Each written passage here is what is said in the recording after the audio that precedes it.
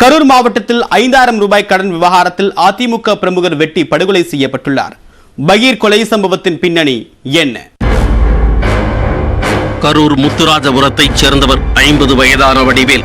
கரூர் மாநகராட்சி 32வது ward AIADMK ward செயலாளரான இவர் ராயனூரில் குடும்பத்துடன் வசித்து வந்தார். இவர் சனிக்கிழமை இரவு கரூரில் இருந்து தனது பைக்கில் ராயனூரில் உள்ள வீட்டிற்கு சென்று கொண்டிருந்தார்.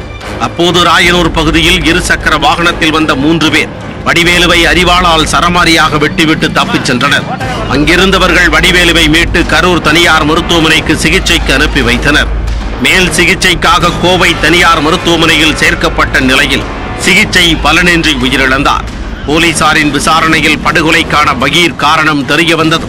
கரூர் மாவட்டம் பொய்கை புதூரைச் சேர்ந்தவர் 32 வயதான மகாதேவன்.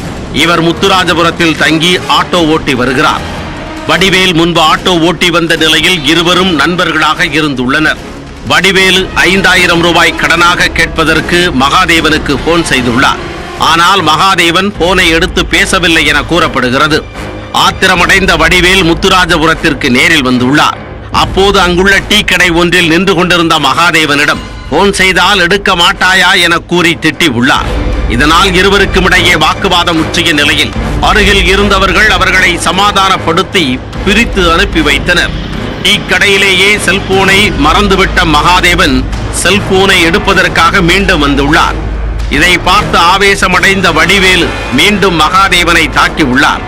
இதனால் ஆத்திரத்தில் இருந்த மகாதேவன் அன்று இரவு தம்பி பாலா, நண்பர் சேகர் ஆகியோருடன் சேர்ந்து வடிவேலுவை அரிவாளால் வெட்டி கொன்றது தெரிய வந்தது.